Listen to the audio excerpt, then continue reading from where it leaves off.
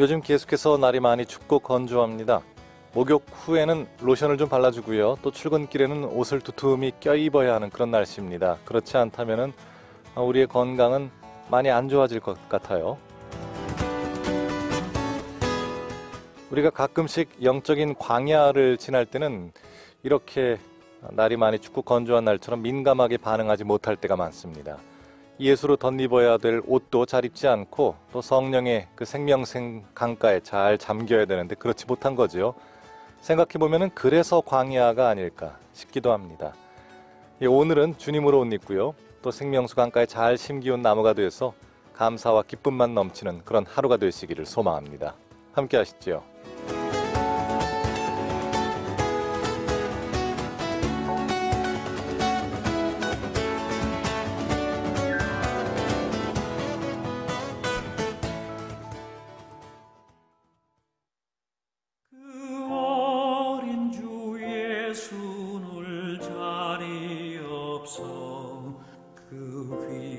하신 몸이 구유에 있네. 저 하늘의 별들 반짝이는데 그 어린 주 예수 골 위에 자네.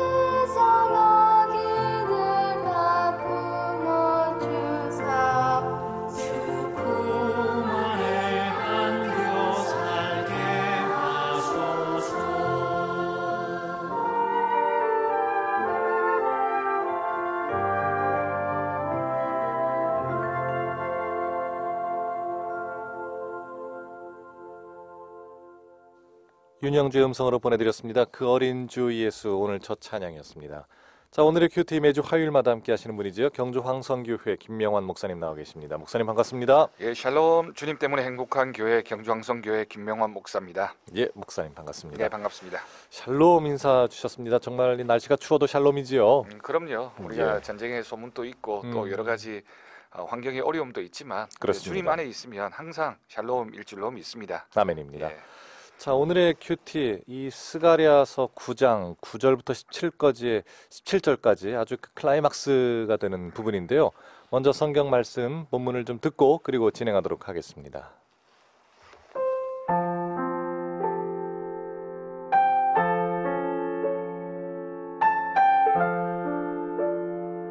시온에 따라 크게 기뻐할지어다.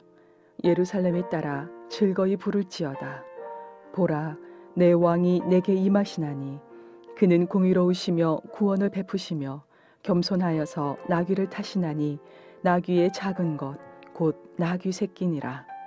내가 에브라임의 병거와 예루살렘의 말을 끊겠고 전쟁하는 활도 끊으리니 그가 이방 사람에게 화평을 전할 것이요 그의 통치는 바다에서 바다까지 이루고 유브라데 강에서 땅 끝까지 이르리라.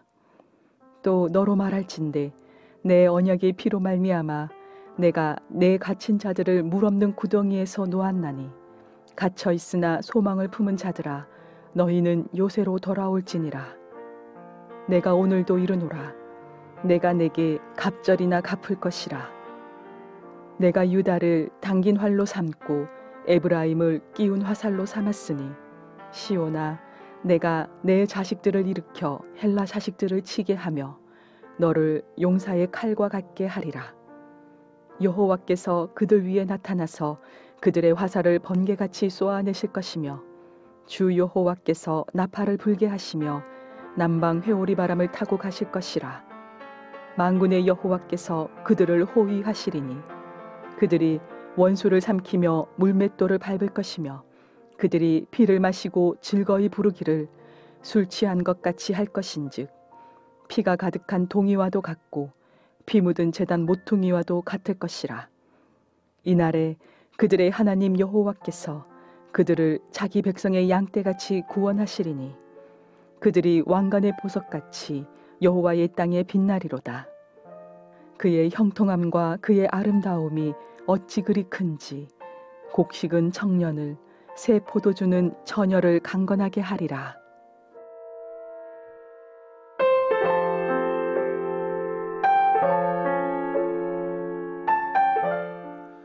예, 스가랴서 9장 9절부터 17절까지의 말씀입니다. 이제는 드디어 그 경고의 말씀이 또 앞에서 이어졌지만 이제는 시온에 따라 크게 기뻐할지어라 이렇게 처음에 시작을 하네요, 목사님. 예, 우리가 선지서를 읽으면서 특별히 오늘 본문의 스가랴서도 마찬가지지만 그 당시에 이스라엘 그리고 남유다를 향한 하나님의 심판 또는 이스라엘의 회복을 말하고 있는 말씀들이 선지서의 예. 주된 내용입니다. 예. 근데 우리가 선지서를 읽으면서 그 당시의 시대적 배경이나 또 선지자가 활약했을 당시의 어떤 왕의 모습 또는 이스라엘 백성들의 상태 이런 것들을 감안해서 읽는 것은 굉장히 중요하고요. 예. 또 한편으로는 이제 오늘 말씀이 핵심적으로 다루어지고 있는데 결국 이 모든 구약 성경의 마지막 부분에 기록되어진 선지서들의 주된 내용이 장차 오실 메시아에 대한 예언의 말씀을 담고 있습니다. 그래서 예. 오늘 우리가 이 말씀을 읽어가면서 당시에 이스라엘 백성들에게 희망이 되었던 또한 하나님의 메시지이기도 하고 또 메시아에 대한 궁극적인 소망을 담고 있는 말씀으로 우리가 오늘 말씀을 읽어가면 이 말씀이 얼마나 귀하고 또 이 말씀을 통해서 우리가 얼마나 큰 소망을 품을 수 있는지를 발견할 수 있을 것입니다. 이미 아직 오시지 않은 예수님, 그러니까 예수님의 초림에 대한 그 말씀이 담겨져 있지만 또 현재 그 초림과 재림 사이를 살고 있는 우리에게도 이것이 희망과 또 소망의 그런 말씀이 되겠네요. 예, 대림절이 사실은 그런 절기죠. 그렇죠. 우리가 이미 초림의 시간을 지내고 우리가 성탄절을 기다리고 있지만 사실은 이 성탄절이 2000년 전에 오신 아기 예수님을 그냥 기념하고 감사하는 그런 의미뿐만이 아니라 우리가 장차 오실 주님에 대한 소망 또 우리가 이 상황에서 어떻게 살아갈 것인가에 대한 고민들을 담고 있는 절기가 대림절이라고 볼 수 있겠습니다. 그렇죠. 그래서 우리가 스가랴서 말씀을 읽으면서 이스라엘 백성들이 그토록 원했던 메시아가 오늘날 우리의 삶에는 어떤 의미로 또한 재림에 대한 소망을 가지고 있는 우리에게 어떤 메시지를 주고 있는지를 우리가 깊이 묵상해야 되겠습니다. 예. 자, 이렇게 오늘 특별히 이 스가랴서 9장 9절부터 17절까지의 말씀은 참 묵상하면 할수록 다시 오실 우리 예수 그리스도에 대한 그런 기대감이 샘솟는 신약 시대를 살고 있는 우리에게도 참 도움이 되는 말씀입니다. 자, 한 절 한 절씩 좀 봐야 될 텐데요. 9장의 9절부터 시온에 따라 크게 기뻐할지어다. 그리고 예루살렘에 따라 즐거이 부를지어다 이렇게 나오고 있네요. 예. 9절 말씀 첫 도입부부터 벌써 기뻐하라라고 하는 메시지로 시작하고 있습니다. 예, 예. 사실은 우리가 메시아라고 할 때 또 오늘 우리가 대림절을 보내면서도 마찬가지지만 하나님이 우리 가운데 임하신다라고 하는 임마누엘이라고 하는 고백이 참 귀한 고백이거든요. 그렇죠. 결국 이제 메시아가 이 땅에 오시는 것이 임마누엘의 사건인데 우리가 하나님이 우리 가운데 임하신다라는 것이 무슨 의미인지를 우리가 깊이 묵상해 보아야 되겠습니다. 예. 결국 하나님이 이스라엘 백성들과 맺었던 언약은 나는 너의 하나님이 되고 너희들은 내 백성이 될 것이다 라고 하는 하나님이 이스라엘 백성들을 책임져 주시고 함께 해 주신다라는 메시지인데요. 예, 예. 결국 이게 하나님의 언약의 근거에 있습니다. 하나님이 이스라엘 백성들과 약속을 맺으신 것이죠. 하나님과 이스라엘 백성들이 약속을 맺으면서 내가 너희 곁에 함께 하겠다라고 하는 그 말씀. 그런데 그 말씀이 결국에는 이스라엘의 죄악된 모습으로 인해서 우상 숭배를 인해서 결국에는 관계가 멀어지게 되죠. 예. 근데 그 관계를 어떻게 회복할 것인가가 선지서에 나와 있는 가장 주된 내용입니다. 결국 오늘 이제 스가랴서를 9장 9절을 시작하면서 이스라엘이 어떻게 회복되어질 것인가, 그리고 그 약속을 어떻게 이스라엘 백성들이 하나님 앞에 다시 고백할 것인가.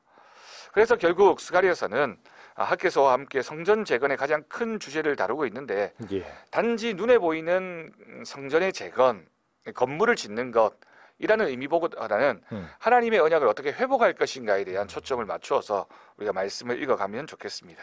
언약의 회복입니다. 사실 이 스가랴서에서 많은 목사님들께서 말씀을 주셨지만 지금 우리가 이 두 번째 성전을 짓는 그 단계에 와 있지 않습니까? 네. 이 스룹바벨 성전이라고 하는 이 성전, 그리고 포르기에서 다시 회복되어서 돌아가는 그 과정을 다루고 있지만 중요한 것은 그 성전을 짓는 과정뿐만 아니라 그 성전을 짓는 그 사람들 한 명 한 명이 주께로 돌아오는 것. 이것이 어떻게 보면은 이 선지서가 또 예언서가 말하고 있는 가장 큰 목표라고 할 수 있겠다. 아까 목사님 말씀 주신 걸 우리가 좀 기억해야 되겠네요. 예, 그렇죠. 우리가 사실 건물 그 자체가 목적은 아니지 않습니까? 예, 예. 이스라엘 백성들이 스룹바벨 성전이 아니라 더 화려하고 더 멋진 성전을 지었다고 해서 그것이 하나님께 기쁨이 되고 그것이 이스라엘 백성들에게 저절로 복이 되는 건 아닙니다. 예. 성전을 짓는 목적은 하나님과 이스라엘 백성들이 어떻게 언약 관계를 회복할 것인가. 하나님의 임재를 체험하는 삶을 살아야 될 텐데 결국 하나님이 우리의 심령 가운데, 우리 공동체 가운데, 이 민족 가운데 어떻게 모셔드리고 어떻게 임재를 확신하며 살 것인가에 대한 고민, 그것이 바로 성전 재건의 목적이라고 할 수 있겠습니다. 예. 자, 성전 재건의 목적, 우리에게도 우리의 무너진 성전들이 혹시라도 무너져 있다면은 그리고 우리 안에 성전이 지어져가는 예수 그리스도의 장성한 분량이겠죠. 그렇게 지어져가는 과정을 조금 손을 놓고 있다면은 오늘의 스가랴서가 나에게 주는 그런 권면과 격려의 말씀이 좀 되었으면 좋겠습니다. 예, 9절 말씀에서 그렇게 이제 부른 다음에 예. 우리 오실 그 메시아에 대한 소개의 내용을 담고 있습니다. 예. 사실 스가랴서 이제 9장 9절부터 17절까지의 내용이 이제 오시게 되는 메시아가 어떤 분이신가, 이스라엘 백성들에게 소망을 주기 위한 그런 말씀이라고 볼 수 있는데요. 예, 예. 그러면서 우리 주님 메시아를 소개하고 있는 표현들이 굉장히 깊이 와닿습니다. 너의 왕이 너에게 임한다라고 말씀하면서 그는 공의롭다, 구원을 베푸신다, 겸손하시다, 나귀를 타신다, 나귀의 작은 것 곧 나귀 새끼를 타시고 오시는 분이시다라고 하는 이 9절 말씀이 정말 그 예언 그대로 복음서에서 이루어지고 있는 모습을 우리가 생각해 본다면 예, 예. 이 스가랴서를 통해서 예언되어진 메시아에 대한 그런 선포의 음성을 우리가 깊이 있게 한 번 더 생각해 보아야 될 거고요. 아마도 이 시대 가운데 남유다의 백성들이 이 말을 들으면서 예. 도대체 우리에게 오실 그 메시아가 어떤 분이신가에 대한 소망의 말씀으로 듣지 않았을까라고 그렇죠. 생각합니다. 자, 정말 그 신약 시대에서도 또 그 복음서에도 우리가 익히 알고 있는 그런 단어들, 주님은 왕으로 오신 주님은 공의로우시고 구원을 베푸시는 주님, 우리가 복음성가에서도 부르고 있지 않습니까? 네. 그리고 겸손해서 나귀를 타고 오시는 그 나귀 새끼를 타고 오시는 그 예수님의 모습, 정말 그대로 이 스가랴서에서 짐작하고 뭐 그려볼 수 있네요. 그렇죠. 우리가 그 사순절 기간에 예. 부활절을 앞두고 바로 그 전주가 종려주일이 되는데요. 예, 예. 그 종려주일에 우리 예수님께서 예루살렘에 입성하실 때 이 예언 그대로 정말 나귀 새끼를 타고 예루살렘 성으로 들어가셨습니다. 그렇죠. 이 나귀라고 하는 짐승이 사실은 굉장히 여러 가지 의미를 담고 있는데 예. 가장 중요한 건 이제 말과 비교했을 때 나귀는 굉장히 작습니다. 그리고 그렇죠. 정복자의 의미라기보다는 섬김의 의미로 이 음. 나귀를 타고 오는 메시아를 이렇게 상징적으로 표현하고 있는 거죠. 예. 그러면서 이 구절 말씀에서 가장 직접적으로 우리 주님이 메시아가 누구인가라고 하는 그 단어를 한 단어를 꼽으라고 한다면 이제 겸손이라고 하는 단어로 우리가 생각해 볼 수 있겠습니다. 예. 우리 주님은 겸손하셨습니다. 그러면서 우리에게 그 겸손을 가르쳐 주시고 겸손할 것을 말씀하시는 그 음성에 우리도 귀를 기울여야 되겠죠. 겸손의 명예라는 것도 성경에 언급되어 있습니다만 정말 그 주님이 말씀하시는 그 겸손은 우리 세상 사람들이 말하는 그런 비교적 또 조건적 겸손하고는 많이 차이가 나는 것 같아요. 그렇죠. 우리가 그냥 자격이 없어서 내가 능력이 없어서 나를 낮추는 것이 아니라 예. 우리 주님은 능력이 있으셨고 또 큰 힘이 있으셨고 그렇죠. 모든 것을 하실 수 있는 분이셨지만 자신을 낮추셨습니다. 그게 이제 겸손인 거죠. 예. 그리고 우리에게 본을 보여주신 그 겸손, 그래서 십자가를 지신 그 사랑까지도 우리가 기억한다면 이 겸손의 의미가 얼마나 크고 귀한 것인지를 우리가 고백할 수 있겠습니다. 아멘입니다. 자, 스갈에서 계속해서 한번 진행 들어가도록 하겠습니다. 예, 10절 말씀을 보면 내가 에브라임의 병거와 예루살렘의 말을 끊겠다, 전쟁하는 활도 끊겠다라고 기록하고 있습니다. 예. 이 말씀이 사실은 이제 우리가 왕이라고 하면 보통 이스라엘 백성들도 그런 이미지로 떠올렸을 것 같아요. 이스라엘 백성들을 회복시켜서 다른 나라를 정복하는 왕. 그렇죠. 그래서 큰 힘을 가지고 우리나라를 부강하게 만드는 그런 왕의 이미지로 예. 메시아를 기다리지 않았을까요?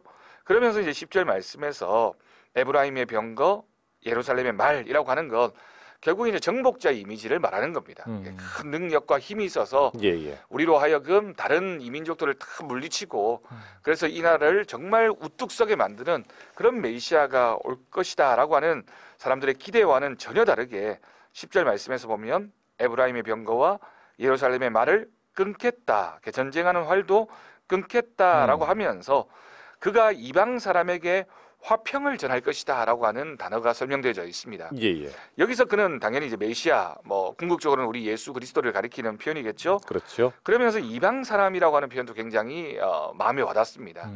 단지 이스라엘의 메시아만이 아니라 이방 사람들을 향한 온 인류를 구원하기 위해서 이 땅에 오시는 그 주님, 그 주님께서 전하시는 것은 화평입니다. 이 화평을 이제 히브리어로 샬롬이라고 하는데요. 예, 예. 이 샬롬이 이제 평화라는 뜻, 그리고 이스라엘 백성들이 그토록 원하는 그런 하나님이 기뻐하시는 삶의 모습, 하나님 나라의 이미지를 담고 있는 것이 샬롬이겠죠.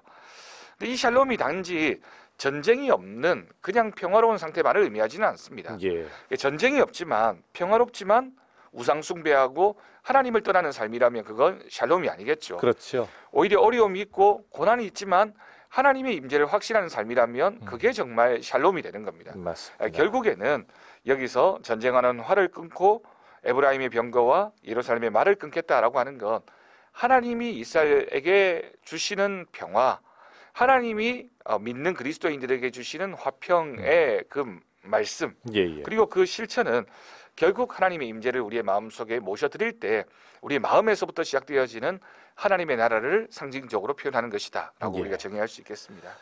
주께서 오셨을 때 궁극적으로 완전한 그 평화, 화평이 이루어질 것이다. 그리고 그것은 단순히 유대인뿐만 아니라 이방 모든 사람, 이 나라와 민족, 열방에게까지 전해질 것이다라고 이 선포되는 것이 당시에 사실 이 유대인들은 이 스가랴의 그 환상이 꼭 그렇게 반갑지만은 않았을 것 같다 이런 생각도 들어요. 그렇죠. 이게 사실은 복음의 핵심인데요. 예. 하나님께서 이스라엘 백성들을 사용하시고 또 이스라엘을 통하여 열방 가운데 하나님의 복을 전하는 민족으로 그렇죠. 만드시겠다라고 하는 것이 하나님의 뜻이었습니다. 그래서 하나님이 이스라엘 백성들을 선택하신 거죠.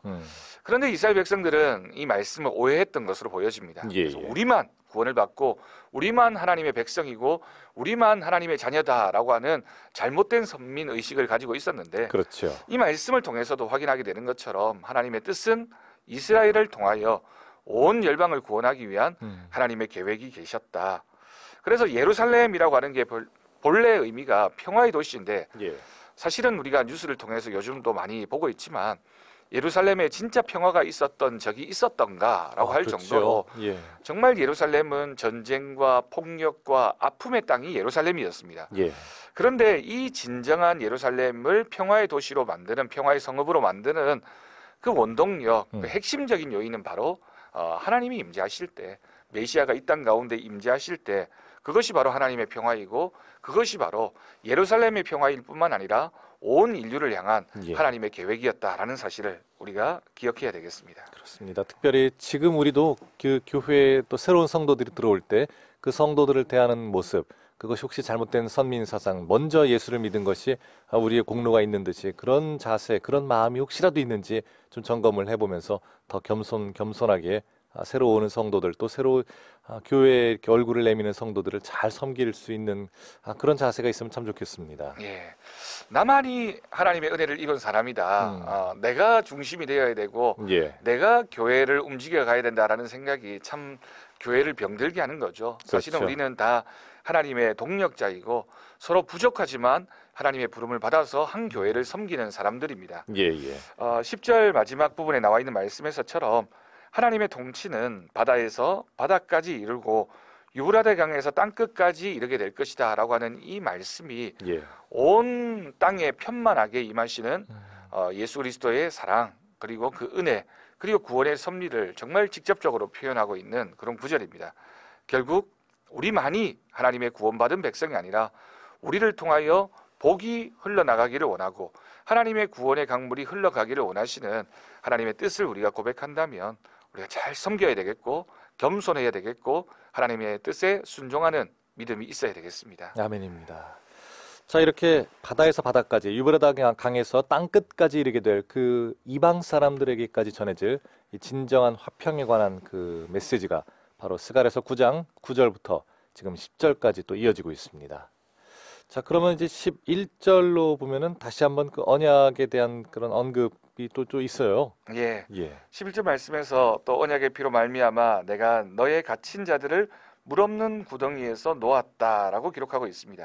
또 12절에도 뭐 사실은 비슷한 말씀인데요.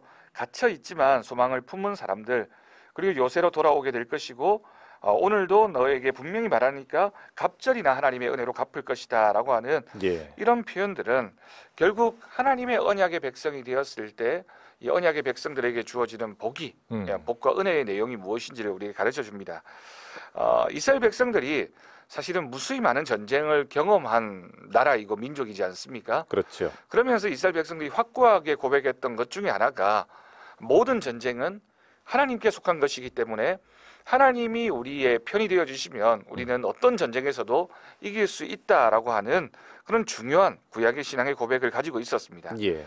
물론 여기서 말하는 이 전쟁의 승리라고 하는 건 눈에 보이는 다른 민족들과의 전쟁의 승리를 포함하기도 하지만 결국 전쟁에서 이기게 하시는 하나님, 그 하나님이 우리와 약속을 맺으시고 그 약속을 성취해 가신다라고 하는 믿음의 고백으로 우리가 읽어간다면 단순한 전쟁의 승리가 아니라 하나님의 언약이 이 백성 가운데 있다라고 하는 사실을 믿음으로 받아들이는 그런 귀한 선언적인 내용이 아닐까라고 생각합니다. 예.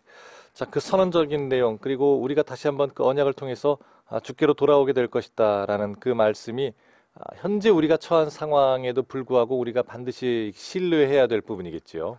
그렇죠. 우리가 사실은 우리나라도 북한으로 인해서 여러 가지 전쟁의 위협 가운데 있지 않습니까? 그렇습니다. 가진 방법을 많이 생각해 봅니다. 뭐 강대국을 의지해 보기도 하고 무기 체계를 잘 갖추면 되지 않을까. 또 아니면 온 국민이 안보에 대한 의식을 뭐 가지는 것도 중요하다라고 예. 얘기합니다. 해법은 많죠. 그리고 다 중요합니다. 그게 중요하지 않다는 것이 아니라 가장 중요한 건 결국 우리가 하나님 편에 서는 겁니다. 예. 한국 교회가 깨어서 기도하고 하나님 편에 서게 되면 하나님이 우리의 편에 되어 주시면 이 나라를 지키시고 우리로 하여금 전쟁의 승리자로 세워주시는 거죠. 그런데 우리가 아무리 전쟁에 승리했다 할지라도 하나님을 떠난 전쟁의 승리라면 그게 무슨 의미가 있겠습니까? 그렇습니다. 결국 우리가 하나님 편에 서서 특별히 한국 교회가 이때를 우리가 생각하면서 하나님 편으로 돌아오는, 그래서 깨어서 정말 기도하는 심령으로 예. 하나님 나라를 선포하면 반드시 하나님께서 이 나라 가운데 평화를 허락하여 주시고 또 이 땅이 곧 복음으로 통일되어지는 귀한 역사가 나타나게 될 줄로 믿습니다. 아멘입니다. 오늘 방송을 지금 들으시면서 다 아멘으로 받으신 줄 믿습니다. 자, 이제 오늘 문제를 좀 드렸으면 좋겠습니다. 오늘의 성경 퀴즈 어떤 문제가 나올까요? 예, 오늘 성경 퀴즈는 굉장히 쉬우실 것 같아요. 예. 평화를 말하는 이스라엘의 인사말을 한번 떠올려 보시면 좋을 것 같습니다. 예. 우리가 교회에서도 사실은 이 인사말을 참 많이 사용하지 않습니까? 그렇죠. 평강, 평안, 평화를 뜻하는 이스라엘의 인사말. 안녕하세요. 우리는 뭐 식사하셨습니까? 예, 이렇게 예. 보통 인사를 하는데 이스라엘에서는 이 단어를 사용해서 평화가 있기를 원합니다라는 뜻으로 이 단어를 사용하죠. 그 인사말을 맞추시면 되겠습니다. 저희도 요즘 뭐 문자 보낼 때도 이 단어를 먼저 들어가기도 하고 그렇지 않습니까? 예. 자, 이거는 어떤 단어일까요? 정답을 아시는 분은 지금 샵 9030번입니다. 단문 50원, 장문 100원의 정보 이용료 부과되고요. 우물정 9030번으로 지금 정답과 함께 여러분들의 묵상 나눔도 보내주시면 함께 나누도록 하겠습니다. 특별히 문자를 보내주시는 모든 분들에게는 오늘의 큐티를 다시 들을 수 있는 유튜브 링크도 보내드립니다. 이 유튜브 링크 나중에 다시 또 듣고 싶을 때 또는 아직 오늘 방송을 듣지 못한 다른 지인들이나 또 전도 대상자들에게 같이 보내셔서 함께 하나님의 말씀을 묵상할 수 있도록 할 수 있습니다. 자, 지금 평화를 말하는 이스라엘의 인사말은 무엇일까요?가 오늘의 문제입니다. 한번 힌트를 좀 더 드린다면은 아까 평화를 뜻하는 말이라고 하셨고요. 또 뭐가 있을까요? 예루살렘이 바로 이 단어와 직접적으로 연결되어지죠. 원래 예. 평화의 도시, 평화의 성이라는 뜻으로 예루살렘이라고 이제 이름을 이제 짓게 된 거죠. 그러네요. 예루살렘이네요. 예. 또 옛날에 그 평강의 왕으로 왔던 멜기세덱을 우리가 살렘의 왕이라고 예. 했으니까 아주 비슷한 또 단어가 되겠네요. 자, 히브리어로 안녕하세요. 또 평화를 뜻하는 이 두 글자로 된 이 한 단어는 무엇일까요?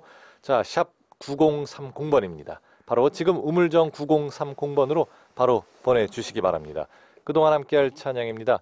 자, The Joy of Christ 함께 하시죠.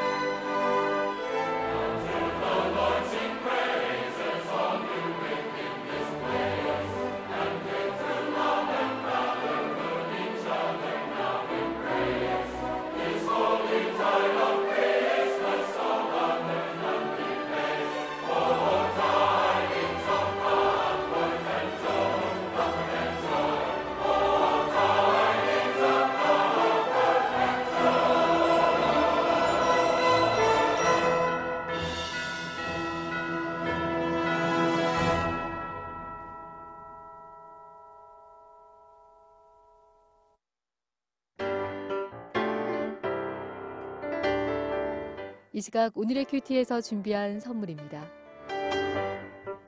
호미곶의 절경은품은 카페 예나류에서 2인 커피 교환권, 포항시 북구 환여동에 위치한 커피 명가 쉼페로점에서 2인 커피 교환권, 포항 시민들의 쉼터 호텔 영일대에서 식사권을, 성서 유니온 매일성경에서 큐티집, 주식회사 홍성사에서 신앙서적, 포항시 남구 효자동에 위치한 꽃관안에서 꽃바구니, 포항시 북구 양덕에 위치한 파리바게뜨에서 케이크 교환권, 물놀이 공간 경주 아쿠아월드에서 무료 입장권, 포항중앙상가 화장품 거리의 색조 전문 클리오 화장품에서 화장품을 선물로 보내드립니다.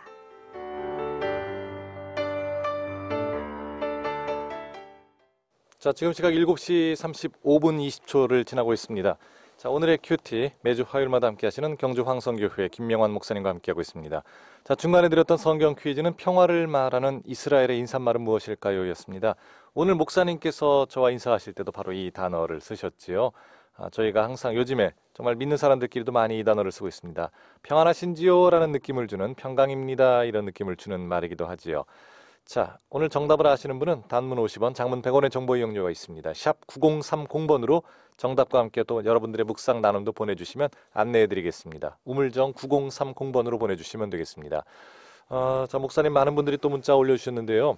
이 0346번님께서는 뭐 저희가 문자 드리기 전부터 이 정답인지 아시는지 그냥 보내셨어요. 정답과 함께 안녕하세요 하고 올려주셨는데 감사합니다. 또 3279번님도 정답 잘 올려주시면서 축복합니다 올려주셨는데요. 감사해요. 8559 정답만 보내주셨는데 오늘은 왠지 이 정답 자체가 우리에게 인사하는 것 같아서 예, 아주 좋습니다. 반갑습니다. 예. 자, 5601번님 소개해 주시죠, 목사님. 어제 목요에 무사히 피아노 수리를 하고 다시 안양으로 갑니다. 주일마다 예배드리러 내려오는데 오가는 길 피곤치 않고 안전하게 보호하여 주십시오라고 기도 제목 보내오셨습니다. 그래요. 이분 피아노 수리하러 이제 서울 뭐 안양 이렇게 여러 군데 다니신다고 제가 그때 문자를 본 기억이 있어요. 예, 또 잘 다녀오시고 또 이렇게 주일 예배 가운데 은혜 많이 받을 수 있도록 항상 강건하시기를 바랍니다. 0346번님 저도 지금 폰으로 방송 들어요 하고 또 정답도 잘 인사말과 함께 올려주셨습니다. 1289번님은 화평이라고 하셨는데 그래요. 이 화평, 평강 이거를 뜻하는 이스라엘의 인사말 히브리어지요, 그러니까. 예, 맞습니다. 예, 화평은 이제 중국어로 되어 있는 이제 중국 그 한자로 되어 있는 우리말인데 이 화평을 뜻하는 히브리어를 말씀 주시면 되겠습니다. 그러니까 주님 겸손과 화평으로 구원하신 하나님, 삶 가운데 복음의 삶이 되게 하시고 보석같이 빛나는 삶 되게 하소서 하고 1289번님 그래요. 감사해요. 예, 멋진 기도 제목입니다. 아멘. 감사합니다. 우리 8376번님은 교회 다닌 지 1년 좀 넘으셨다고 하네요. 맞는지 모르겠어요 하고 정답 올려주셨습니다. 맞습니다. 1년이요, 1년. 목사님은 언제부터 교회에 나가셨나요? 신앙생활을? 저는 저희 증조 할아버지 때 예. 다녔으니까 저는 뭐 태어나면서부터 이제 계속 교회를 다녔고요. 예. 자주 사용했죠. 뭐 우리가 초중 고등학교 지날 때는 늘 만날 때마다 친구들끼리 이렇게 인사하기도 하고 했고요. 요즘도 뭐 많이 인사하는 그런 인사 표현입니다. 그러면 저는 이분의 마음을 좀 알 것 같은 게 저는 전 초등학교, 중학교, 고등학교, 대학교 때까지 절에 다녔기 때문에 사실 제 나이의 딱 전반기 절반에는 이 단어보다는 이제 불교식 용어, 뭐 이제 성불하십시오라든지 이런 거를 저는 많이 썼어요. 아주 이렇게 절에 많이 다니면서. 그러셨군요. 그런데 이제 이분은 1년 만에 정답 잘 맞춰주셨고 저도 신앙생활 시작하고 영접한 지 한 1년 정도 지났을 때 그 뜨거움을 아직도 기억을 잘 하고 있습니다. 자, 0216번님 정답 올려주셨고요. 오늘 오랜만에 새벽 예배 시작했습니다. 나보다 더 나를 아시는 하나님을 기대하며 오늘도 아이들에게 하나님의 사랑을 나타내길 기도해 봅니다. 올려주셨네요. 네, 나보다 더 나를 잘 아시는 하나님이라는 표현이 굉장히 마음에 와닿네요. 사실은 그렇습니다. 내가 나를 잘 아는 것 같지만 내가 나를 잘 모를 때가 참 많이 있죠. 그런데 그렇죠. 그때마다 이렇게 기도하고 또 주님을 찾으면 주님께서 우리에게 귀한 은혜의 빛으로 우리의 삶을 비춰주실 줄로 믿습니다. 아멘입니다. 자, 3746번님 정답과 함께 추운 날씨 감기 조심하세요. 샬롬 하고 올려주셨습니다. 감사해요. 6803번님은 하트와 함께 정답이고요. 매일 큐티로 하루를 시작하게 하시니 감사합니다 하고 올려주셨어요. 감사합니다. 그리고 4238번님 예, 정답입니다. 날씨가 춥지만 오늘도 따뜻하고 즐거운 하루 되시길 소망합니다 하고 올려주셨고요. 또 6584번님 목사님 소개해 주시죠. 네, 오늘도 변함없이 주님을 찬양하며 하루를 시작합니다. 우리가 어렵고 힘들 때에 고난이 몰려온다고 합니다. 그러나 그 고난 앞에서 담대하게 하시고 주님이 나의 보호자 되심을 찬양하며 이 하루를 시작하게 하옵소서. 감기 조심하십시오라고 이렇게 하트도 보내오셨네요. 그래요. 감사합니다. 앞뒤로 하트와 앞뒤로 정답 잘 올려주셨습니다. 감사합니다. 감사해요. 7123번님 정답과 함께 스가랴서에서 이렇게 복된 내용이 있었군요. 말씀 잘 들었습니다 하고 또 올려주셨습니다. 그래요. 사실 이 스가랴서가 이 구약의 또 마지막에서 두 번째쯤 아주 한참 뒤에 있는 내용이지 않습니까? 우리가 뭐 말라기서도 잘 못 읽고 미가서 이런 스갈에서 이런 부분은 잘 못 읽는데 이런 복된 내용이 숨어 있습니다. 예, 선지서는 사실 조금 어렵죠. 그래서 우리가 읽으면서 좀 부담감을 느낄 때가 있는데 예. 그렇지만 이런 시간이나 또는 뭐 참고가 될 만한 내용들을 함께 들으면서 읽어보시면 사실은 선지서에 보석 같은 말씀이 얼마나 많이 담겨 있는지 모릅니다. 그렇습니다. 특별히 우리가 대림절을 보내면서는 이런 스가랴서나 또 선지서를 읽어보면 예수님의 탄생을 예언하고 있는 내용들이 참 은혜롭게 우리가 감동 있게 읽을 수 있겠습니다. 맞습니다. 자, 1289번님 정답 잘 올려주셨고요. 그리고 8184번님도 정답과 함께 주님 신뢰할 때 모든 상황 속에 평안이 있습니다 올려주셨어요. 그리고 오늘도 딸내미 딸내미 통학시켜주면서 보냅니다. 정답 올려주신 우리 1012번님 감사해요. 항상 이 딸 통학시키는 이 시간대를 겹치시는데 그 과정 가운데에서도 이 방송 잘 듣고 계시는 게 참 감사해요. 자, 오늘 계속해서 스가랴서 9장 9절부터 17절까지의 말씀입니다. 9절부터 11절, 12절 그리고까지 아까 전반전에 쭉 읽으면서 귀한 은혜를 받았는데요. 좀 더 이어서 가보도록 하죠. 이스라엘 백성들 상황이 사실은 지금 좋은 상황은 아닙니다. 예루살렘 성전을 재건해야 하기도 하고 또 많은 생활이나 또는 환경적인 요건들이 불리하고 어려운 그런 형편인 거죠. 근데 그런 힘들고 어렵고 뭐 요즘식으로 얘기하면 굉장히 바쁘고 분주할 때 하나님은 이스라엘 백성들을 향하여 돌아오라고 말씀하십니다. 그러면서 굉장히 중요한 주제가 하나 등장하게 되는데요. 이스라엘의 힘이 아니라 여호와의 힘으로 회복될 것이다 라고 하는 말씀들을 이렇게 쭉 설명하고 있습니다. 13절도 그렇고요. 14절도 그렇고 여기에 담긴 활이라든지 화살이라든지 뭐 이런 표현들이 쭉 나오고 있는데 이런 표현들이 우리의 힘, 우리의 능력, 우리의 열심, 우리의 열정으로 무엇인가를 이루려고 하지만 결국에는 우리가 하나님을 의지하는 그 믿음이 우리의 삶을 개선해 나가는 겁니다. 생각해보면 요즘 예루살렘에 굉장히 어려운 내용들을 우리가 뉴스를 통해서 보고 있는데요. 평화라고 하는 게 참 귀하고 평화를 지키기 위해서 사람들이 참 노력을 많이 하지만 때로는 그 평화가 이렇게 한 사람의 말 한마디 때문에 깨어지는 것도 우리가 많이 보지 않습니까? 맞습니다. 그렇게 본다면 인간이 만드는 평화라고 하는 건 사실은 믿을 수 없는 겁니다. 인간의 노력이나 인간의 열심으로 평화롭다, 전쟁이 안 일어날 거야, 아무 문제 없어 라고 하지만 그건 언제든지 깨어질 수 있습니다. 그렇죠. 결국에는 하나님이 우리의 피난처가 되어주시고 우리의 요새가 되어주시고 또한 우리로 하여금 하나님의 뜻을 향해 갈 수 있도록 하나님이 힘을 주실 때 그 여호와의 힘, 여호와의 능력이 우리의 삶에 진정한 평화를 주실 줄로 믿습니다. 아멘입니다.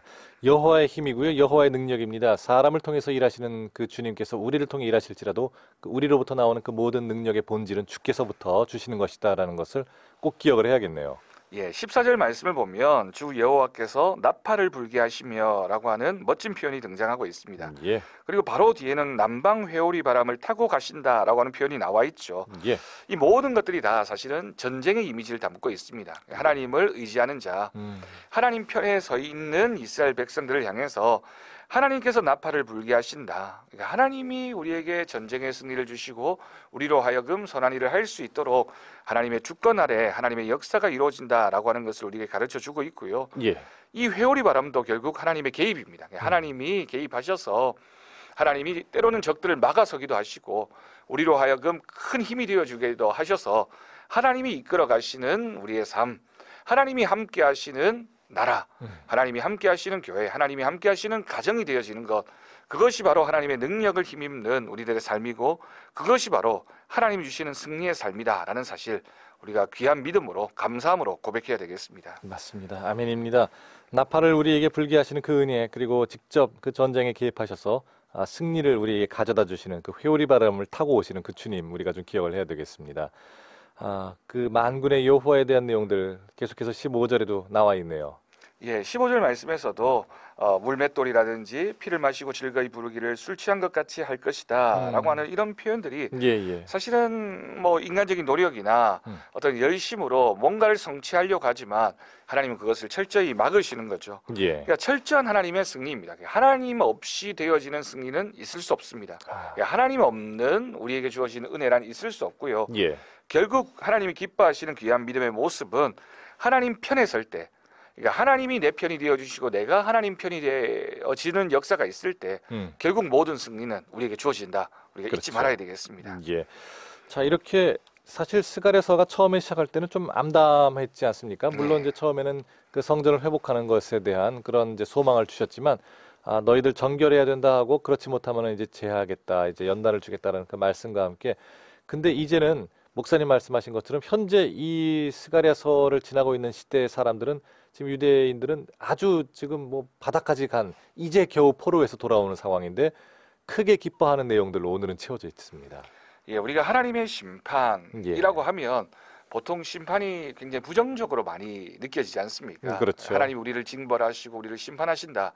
근데 하나님의 심판 속에 담겨져 있는 또 다른 의미는 하나님이 언약의 백성들을 회복시키는 그런 모습을 담고 있는 겁니다. 예. 하나님 앞에 우리가 믿음 없는 모습으로 설 때는 심판의 상황이지만 하나님 앞에 우리가 우리의 믿음을 지키고 믿음을 드리면 하나님은 우리를 회복시켜 주십니다. 그렇죠. 그러니까 마지막 때에 있게 되는 종말의 사건도 사실은 똑같은 의미인 거죠. 믿지 않는 사람에게는 하나님의 심판이지만 예. 믿는 그리스도인들에게는 그날이 기쁨의 날이고 또는 회복의 날이지 않습니까? 아멘입니다. 결국 스가랴서도 계속해서 심판을 말했고 이스라엘 백성들을 향한 하나님의 징계를 말하고 있지만 이 본문 말씀에서 등장하고 있는 것처럼 내가 너희를 향한 뜻은 사랑이다, 은혜다, 회복이다 라고 하는 하나님 마음을 우리가 읽을 수만 있다면 하나님 앞으로 우리가 나아가고 또 하나님이 이스라엘을 회복시켜 주셨듯이 우리의 삶도 회복시켜 주시는 귀한 은혜가 있을 줄로 믿습니다. 아멘입니다. 우리의 각자의 삶이 주의 은혜 가운데 회복되는 것도 우리가 주 안에 있을 때 정말 주의 이름을 우리가 부르며 의지할 때 그때 주시는 그 회복 그리고 주께서 주시는 온전한 회복이 또 이 스가랴서에서도 잘 나와 있습니다. 자, 이제 이렇게 하나님께서 이 시온을 이 백성을 회복시킬 그 내용들이 이제 아주 막바지까지 이르고 있습니다. 예, 16절 17절 말씀은 너무나도 참 멋진 말씀입니다. 예. 16절을 보면 그들의 하나님 여호와께서 그들을 자기 백성의 양떼같이 구원하시겠다. 그들이 왕관의 보석같이 여호와의 땅에 빛나리로다. 아멘이에요. 너무 멋진 말씀이죠. 그렇죠. 사실은 이 모든 것이 굉장한 소산물의 풍요로움을 뜻하고 있습니다. 하나님께서 귀하게 여겨주시고 풍요로움을 주시는 것. 그러니까 하나님 편에 섰을 때는 우리 예. 인생의 문제들이 다 사실은 이렇게 일거에 다 해결되어지는 거죠. 그렇죠. 우리가 순종하지 못해서 하나님의 복을 누리지 못하는 것이지 우리가 하나님 말씀에 순종하기 시작하면 정말 자기 백성의 양떼같이 구원하여 주시고 왕관의 보석같이 빛나게 해주시는 그런 하나님을 우리가 만나게 될 겁니다. 예. 17절 말씀에서도 그의 형통함과 그의 아름다움이 어찌 그리 큰지라고 하나님을 찬양하면서 곡식은 청년에게 새 포도주는 처녀를 강건하게 하는 것처럼 모든 풍요로움이 이스라엘 백성 가운데 또 믿는 그리스도인들 가운데 있게 될 것이라는 하나님의 음성을 우리가 기쁜 마음으로 들어야 되겠습니다. 참 백성의 양떼같이 구원하시고 왕관의 보석같이 빛난다라는 것은 그 최고급 그런 언약인 것 같아요. 그렇죠. 왕관 자체도 귀한데 예. 그 왕관에 박혀 있는 보석같이 우리를 귀하게 여겨주시고 하나님의 땅에 빛나게 해주시겠다라고 하는 이 말씀은 예. 정말 감동스러운 말씀이죠. 우리가 도대체 무엇이길래 그렇습니다. 우리가 얼마나 죄 많은 인생이고 얼마나 부족한 사람들인데 하나님이 우리를 그냥 택해 주신 것도 감사한데 그 정도가 아니라 자기 양떼로 삼아 주시고 예. 또 왕관의 보석같이 빛나게 해주시겠다라고 하는 이 말씀을 우리 마음속에 깊이 이렇게 새겨야 되겠고요. 예. 또 이 말씀을 우리가 붙잡는다면 우리가 좀 힘들고 어려운 삶도 우리가 얼마든지 믿음으로 이겨낼 수 있을 것이라고 믿습니다. 그렇습니다. 예. 방금 말씀하신 것처럼 지금 현재 상황이 좋지 않은 상황에 계신 분들도 좀 계실 거예요. 물질적인 어려움으로 지금 눈을 떴을 때 그 압박감, 내 이 빚을 어떻게 해야 되나라는 것부터 또는 자녀 교육 때문에 내 이 자녀가 왼수구나 뭐 이렇게 생각하시는 네. 분들도 계실 거고요. 또 여러 가지 교회에서의 관계 또는 지금 현재 신앙의 성장이 없는 내 모습을 보면서 안타까워할 수도 있을 텐데 그때 이 주의 언약, 이 스가랴서를 한번 더 읽어보신다면은 정말 미쁘신 신실하신 주님, 성실하신 주님께서 우리를 향해 주시는 그 언약의 말씀을 계속 좀 붙들어야 될 필요가 있겠네요. 예. 그러니까 17절 말씀에서 곡식이나 포도주라고 표현되어진 것들은 다 예. 하나님이 채워주시는 그러니까 풍족함을 표현하는 그렇죠. 단어입니다. 예. 그러니까 우리의 인생이 참 갈급하잖아요. 우리가 참 부족한 삶을 살고 있지 않습니까? 맞습니다. 그런데 세상적인 것으로 채워지는 것이 아니라 하나님이 우리를 채워주실 때 그것이 우리의 삶의 곡식이 되고 우리에게 새 포도주가 되어지는 은혜가 있게 되는 겁니다. 이 모든 것들은 사실 우연이나 자연의 혜택이 아닙니다. 그리고 우리가 열심히 노력했다고 주어지는 것도 아닙니다. 심지어는 우상으로 말미암은 것도 아닙니다. 예. 이 모든 것은 다 하나님의 주권이고 하나님이 주시는 은혜입니다. 아멘. 우리가 그것을 바라는 믿음으로 살아가면 정말 이 방송을 듣고 있는 우리 모두의 삶에 하나님이 주시는 곡식, 하나님이 주시는 새 포도주가 풍성하게 넘쳐나게 될 줄로 믿습니다. 아멘입니다. 자, 오늘 스갈에서는 이렇게 마무리가 되었습니다. 곡식은 청년을, 새 포도주는 처녀를 강건하게 하리라. 이런 귀한 언약의 말씀으로 마무리가 됩니다. 오늘 스갈에서 9장 9절부터 17절까지의 말씀을 통해서 여러분의 마음 가운데 단순히 주님이 나를 풍족하게 하실 것이다 뿐만 아니라 주께서 어려운 상황이건 즐거운 상황이건 이 모든 상황 가운데 우리를 언약의 백성으로 삼으시고 그 언약 한 번도 놓지 않으셨다라는 것, 그것을 모든 상황 속에서 기억을 하신다면 그것이야말로 오늘 하루를 승리하는 주님 기뻐하시는 원동력이 되겠습니다. 목사님, 오늘 이 스갈에서 9장 한번 쭉 마무리를 좀 해주시지요. 네, 결국 우리의 인생 가운데 참 평화롭기를 원하고 풍요롭기를 원하는 것이 우리들의 마음입니다. 그렇죠. 누구나 다 그런 마음을 가지고 있죠. 그래서 우리가 사실은 신앙생활을 처음 시작하게 되었을 때 이런 소망을 가지고 교회에 오는 경우가 많이 있습니다. 예. 내 삶에 좀 평화가 찾아왔으면, 내 자식 내가 좀 가지고 있는 문제들이 좀 해결되어졌으면, 그렇죠. 내 자식이 잘 되기도 하고 시험에 합격하기도 하고 또 질병 가운데 있는 분들은 좀 고침을 받기도 하고 그런 소망을 가지고 주님 앞에 왔을 때 주님이 우리에게 응답해 주십니다. 그리고 우리의 병을 낫게도 해주시고 때로는 우리의 물질적인 어려움도 해결해 주시고 기도하는 기도의 제목들을 이렇게 다 들어주실 때가 있죠. 그렇죠. 그런데 중요한 건 그리 아니하실지라도 그렇지 않더라도 정말 중요한 건 그 단계를 넘어서고 나면 하나님이 우리와 함께 하시는 것이 더 중요합니다. 하나님이 우리와 함께 하시면 우리가 이 땅에서 누리는 것들은 사실 아무것도 아닌 것이 되는 거죠. 예. 그걸 알고 나면 이 세상에서 주어지는 모든 것에 만족할 수 있게 되고 감사할 수 있게 되고 그러면 주어지는 화평과 또한 하나님이 주시는 풍요로움이 정말 본질적인 것이 무엇인지를 알게 된다면 예. 정말 우리의 믿음은 정말 왕관 위에 매달려 있는 보석과도 같이 빛나는 그런 아름다운 삶이 되어질 줄로 믿습니다. 아멘입니다. 자, 귀한 우리 목자 되신 주님, 겸손하신 주님, 그리고 구원을 베푸시고 나귀의 새끼를 타고 오시는 그 왕 되신 주님을 오늘도 잘 동행했으면 좋겠습니다. 자, 오늘 퀴즈의 정답 목사님 말씀 주셔야죠. 예, 샬롬입니다. 샬롬입니다. 우리가 샬롬. 인사할 때 많이 예. 쓰는 표현인데요. 그렇죠. 우리가 더 많이 사용해서 정말 이 땅 가운데 또 우리의 심령 가운데 샬롬이 넘쳐났으면 좋겠습니다. 좋습니다. 우리 1349번님, 저는 극동방송에 문자 보내는 서두에 항상 쓰는 말인데 오늘은 정답으로 써봅니다. 샬롬. 늘 우리에게 평안 주시는 주님 감사하고 올려주셨고요.